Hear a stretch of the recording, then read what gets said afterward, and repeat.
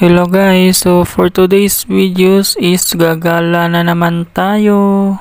Kasama pala namin si Quiz Jeff ngayon guys. Alam nyo naman kung sino yan siya, diba? Diba siya yung famous na vlogger dito sa Hungary. Sana all. So siya na naman yung mag-guide sa amin ngayon guys sa gagalaan namin kasi hindi namin alam kung saan yun banda. At pupunta pala kami ngayon sa Buda Castle. Sinulit na pala namin ngayon yung gala guys kasi sa Martes ay magsisimula na kami ng trabaho. Baka isipin niyo guys na gala lang yung pinunta namin dito. So ayan na nga guys, naglalakad na nga kami. Kaya samahan nyo na naman kami guys kung saan kami patungo ngayon. Ang maganda lang dito guys, kahit ilang oras ka pa maglalakad dito, hindi ka talaga pagpapawisan kasi sobrang lamig.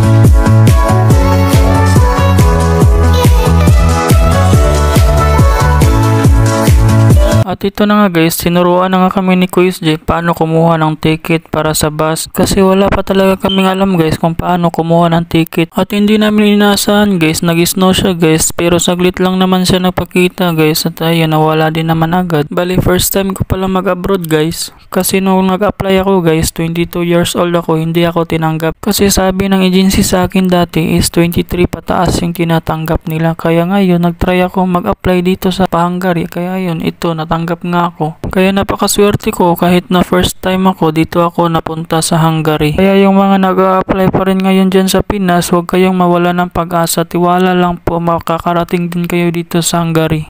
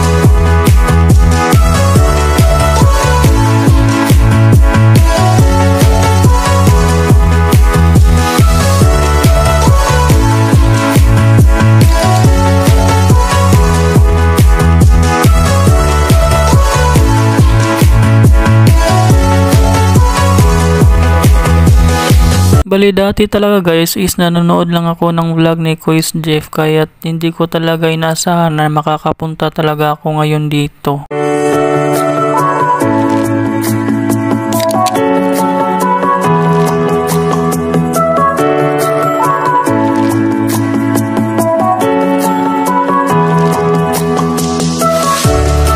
At ito na nga guys, andito na nga kami sa itaas. Sobrang ganda pala dito sa itaas guys kasi yung sa ibaba is makikita mo talaga yung view. At maganda dito guys kasi wala kang entrance na babayaran.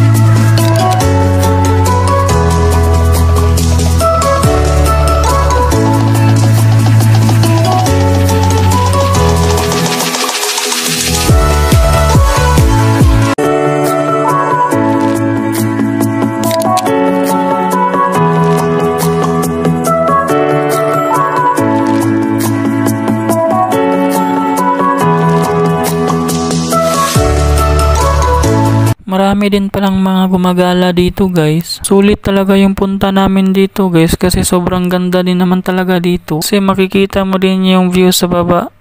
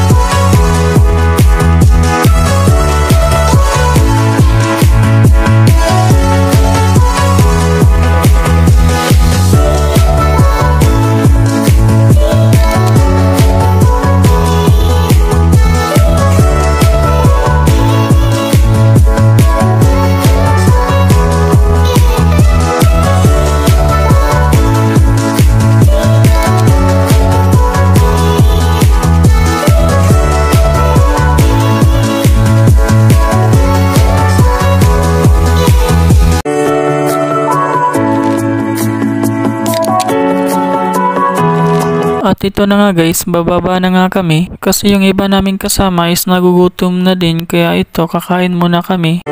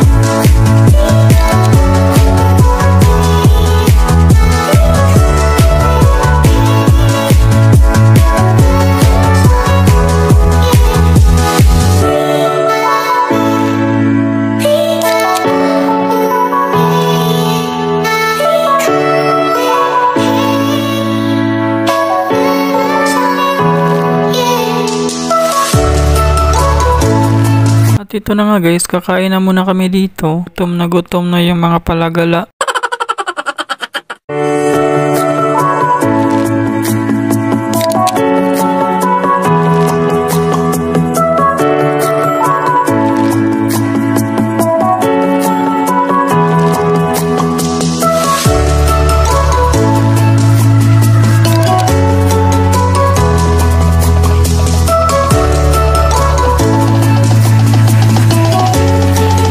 Dahil tapos na kaming kumain guys, pupunta na kami sa grocery kasi mamimili na naman daw yung mga kasama ko. Bali pangatlong grocery na to nila ngayon guys. Grabe, ang yaman talaga ng mga kasama ko. Parang mga bagong sahod lang sila, no?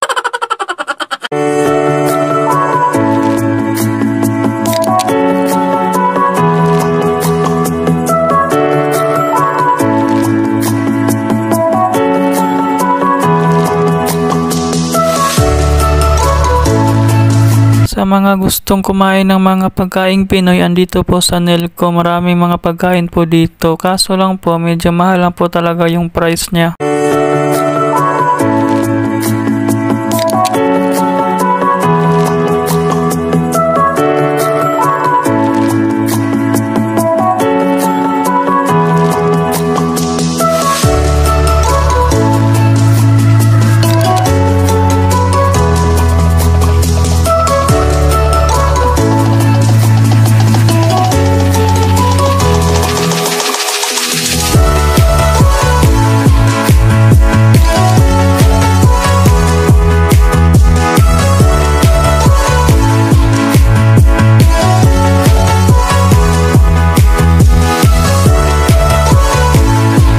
At dahil tapos na silang mag-grocery guys, pupunta na naman kami sa Hada kasi mamimili din ako ng sapatos at saka jacket ko. Bali okay lang yan siya guys. Hindi ko pa kasi ma-offer yung mga brand new na mga gamit. Kaya tiis-tiis na lang muna ngayon.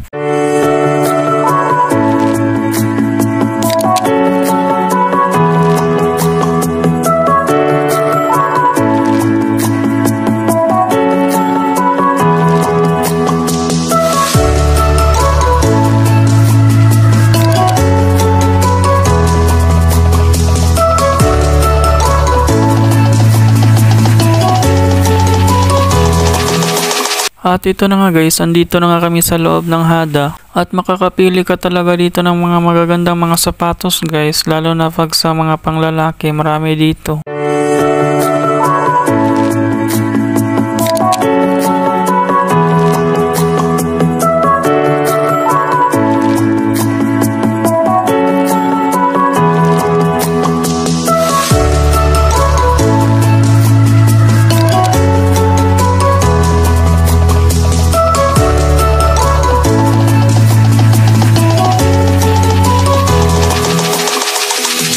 Dalawang sapatos pala yung binili ko guys kasi mura lang din naman. Isang Converse at isang Vans. Ewan ko, parang Vans naman siguro to siya. Bali yung tig isa sa kanila is 750 pesos lang. At ito na nga guys, pauwi na nga kami sa aming accommodation. Sinulit na talaga namin yung gala namin ngayon guys kasi hindi namin alam kung kailan na naman kami makakagala. Kasi sa Martes na kasi kami magsisimula ng trabaho.